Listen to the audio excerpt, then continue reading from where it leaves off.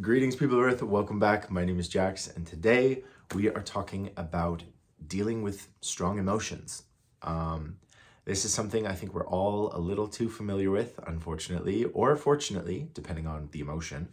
But I want to give a bit of a context or an overview, and then we'll get into my advice with dealing with these emotions. So, on any given day, you can feel either really good or really bad. You wake up on the wrong side of the bed, someone cuts you off in traffic, whatever. You're just in a bad mood. You're feeling upset. You have these emotions where you feel like you're not good enough, or that people are out to get you, or the world is out to get you. Maybe you're tired, you're hungry. Like these sort of emotions or feelings that we have can really dictate how we feel about ourselves. Whether you're an optimist or a pessimist, that's sort of your overview. That's how you view, is the glass half empty or is it half full?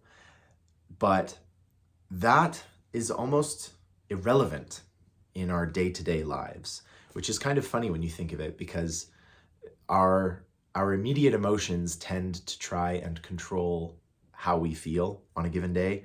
I know for me, it's really hard when I've had like a rough day or someone cuts me off in traffic or whatever. It's really hard to see past that. It's hard to see the trees through the forest, essentially. But a lot of the time, unfortunately, we are governed by our emotions. And that can be really frustrating, especially if our emotions kind of control how we feel. This has to do a lot with Stoic philosophy. The Stoics of ancient Greece and ancient Rome were really good at identifying how our surface level emotions tend to run our lives and dictate how we feel in a given moment. And so Stoicism is kind of all about taking control of those emotions and saying, no, I'm fine. I'm okay. I'm not going to let this current feeling of sadness run my whole thought process and run my day, my entire day. I'm not going to let that happen. I'm going to almost detach myself from those feelings, put them aside, and allow myself to live my life the way I want to live. And the Stoics were probably onto something. I mean, it's become like a worldwide philosophy. Different religions and ideology has been developed upon Stoicism. There's a lot of good comments and ideas about not letting your strong emotions run you. Today, I would like to propose sort of an added layer to it. And it might seem kind of the exact opposite of Stoicism, but in some ways it parallels Stoicism really well, in my opinion. I'm actually very thankful for the really strong emotions. Like many Stoics, I try and not let the emotions govern how I'm feeling every waking moment of the day. But I'm able to look at those strong emotions and look at those feelings that I have in kind of a nuanced way. And what I mean by this is I've experienced like tremendous loss and difficulty in my life, as I'm sure all of you have as well, unfortunately. And while it's really devastating and it's sad to think of, the people I've lost, the situations that have happened, some of the difficulties that I've faced, I'm also really thankful that I got to experience them. Obviously, I wouldn't press a button and relive all of the things I have felt, but I'm really happy that I've gotten to experience the range of human emotion, because with that feeling of tremendous sadness, the feeling like the world has fallen out from underneath your feet, you gain a lot of perspective on the good, and you gain a lot of perspective on just everything. I think you connect with people on a deeper basis. If you've gone through some really rough times and then someone is going through a rough time right now, you can empathize and sympathize with a person on a much deeper level than if you'd never experienced those emotions. You can understand to a degree what the person is going through, and it connects you to that person in a really special and meaningful way. Additionally, when you have those feelings of tremendous sadness, it's a really good reminder that we're human and that we aren't immortal. We all make mistakes. Problems happen. People change. We learn through these emotions, we learn so many great pieces of wisdom throughout whatever you might experience. And I know some of these experiences are not fun. Most of them are not fun. But you do get to appreciate the impact they have on you, and they do make you stronger. I'm convinced that one of the reasons that we regard older people as wise, and the reason that we think of old people having wisdom, is because they have been through incredible difficulties. They've lost their grandparents, their parents, family, friends, close friends, people they've loved. They have experienced real hardship and difficulty, and they've hit rock bottom and they've come back from the brink and built a life worth living. And they give us this insight. And it is through that great trauma, those great ranges of emotions, that they create wisdom. And they're not trying to create wisdom. Wisdom is something that is just created. It's just a part of the universe and experience. And so when I'm in the middle of having one of these huge emotional tidal waves that is sort of trying to drown me, I'm able to sort of look at it as a third person. And so even while I'm experiencing like such a difficult time, I'm able to think, this will make me stronger. This will make me wiser. This will allow me to connect with the people that I love on a deeper level than I was ever able to before. And I know it might be very difficult, especially while you're in the moment, but understanding that these emotions connect us as a species, as a group of living beings. I always think when my dog gets hurt or something, I'm able to sympathize and I'm able to say, oh my gosh, I'm so sorry that you hurt your paw, or done something stupid, that you've eaten something you shouldn't have. And we have all been there. We have all experienced degrees of difficulty and extreme levels of emotion. And so that's one of the ways that I deal with these extreme difficult emotions and powerful emotions. The other element to what I wanted to talk about today is, because we deal with the strong negative emotions, we're also fortunate to deal with strong positive emotions. And this is the joy of really connecting with somebody on a special level, having just an amazing weekend, or a conversation with somebody that just makes you feel alive. The thrill and excitement of going on a roller coaster, or getting to try something new, or going somewhere exhilarating.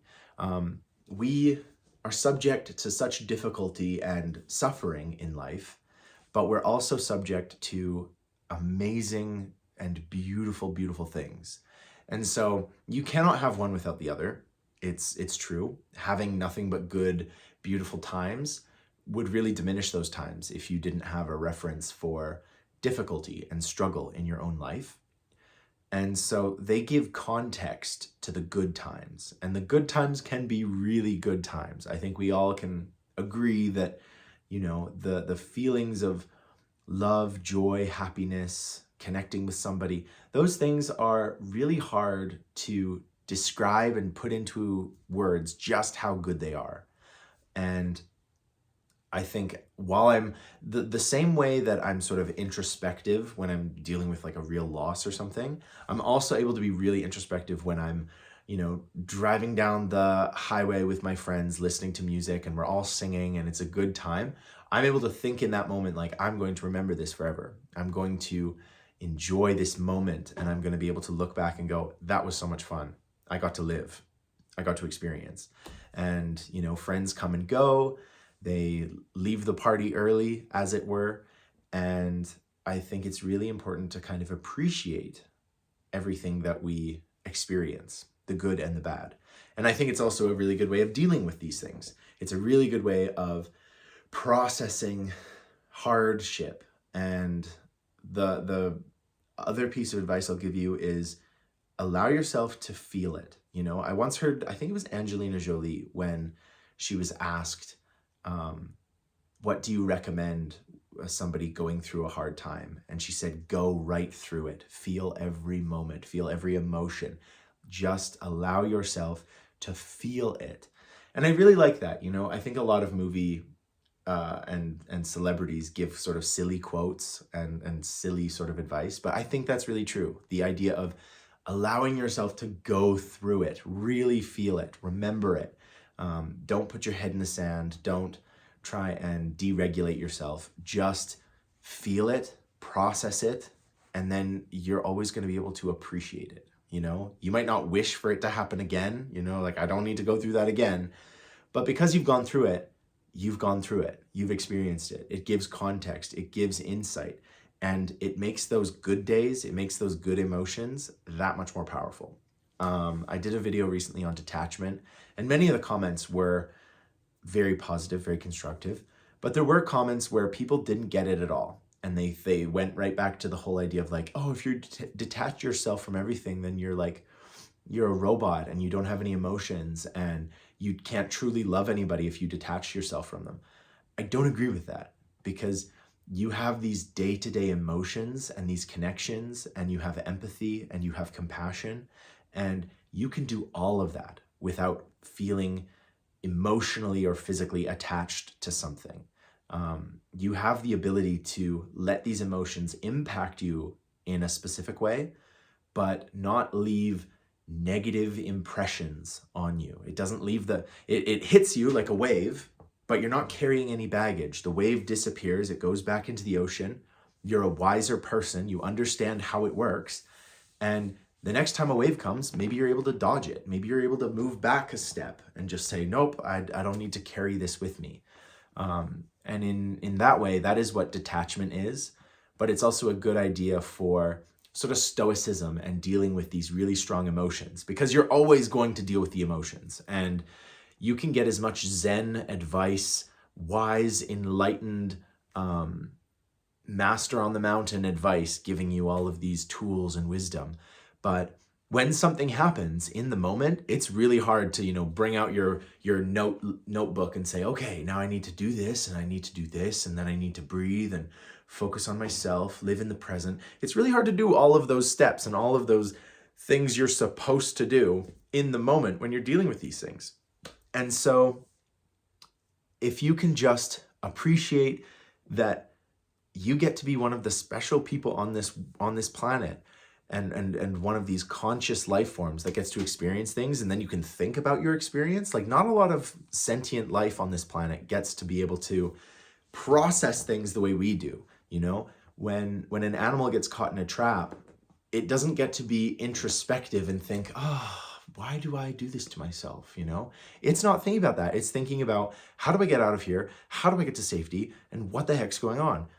Humans, we get this like extra edge where we get to kind of introspectively understand why we're going through something and appreciate how incredible it is to be introspective on it. You know, not a lot of things get to do that. So I would recommend doing it. And I know everything I'm saying, it's incredibly hard to do it in the moment, but it's something that I'm still getting better at. You know, I still go through things and I'm like, oh, this is such a slog, and why is this happening? And it's hard to remember to truly process it and to understand that this is going to make me a more diverse and interesting human being while going through it. It's hard to do that, but it is important. So that is my advice for dealing with strong emotion. Go right through it, feel it. Don't try and repress it. Don't try and ignore it. Get to the bottom of it. Think about it. And then at the very end, let it go. There's no point having this attachment to things and having something that just constantly holds you up and prevents you from moving forward in your life. And you can't repress these things. They'll come back until you've properly dealt with them. So there you go. I'd love to know your thoughts on this. I hope this video finds you well. I hope you are enjoying your beautiful day. Let the sun hit your face. Enjoy the rainstorm or the snowstorm, or, you know, take notice of the weather and where you are in the world, and take a moment to be present wherever you are. Feel your breath, you know, feel the clothes on your skin. Just be there, right there in the moment. Yeah, there you go. Thank you so much for listening. I really hope you're doing well. I hope this video helps anybody who is going through a hard time. My heart goes out to you. You are never alone. You might feel it, but you're not. There are people who care and love you and want you just to enjoy the highs and get through the lows in a healthy and swift manner. Thank you so much. And as always, I'll talk to you guys tomorrow.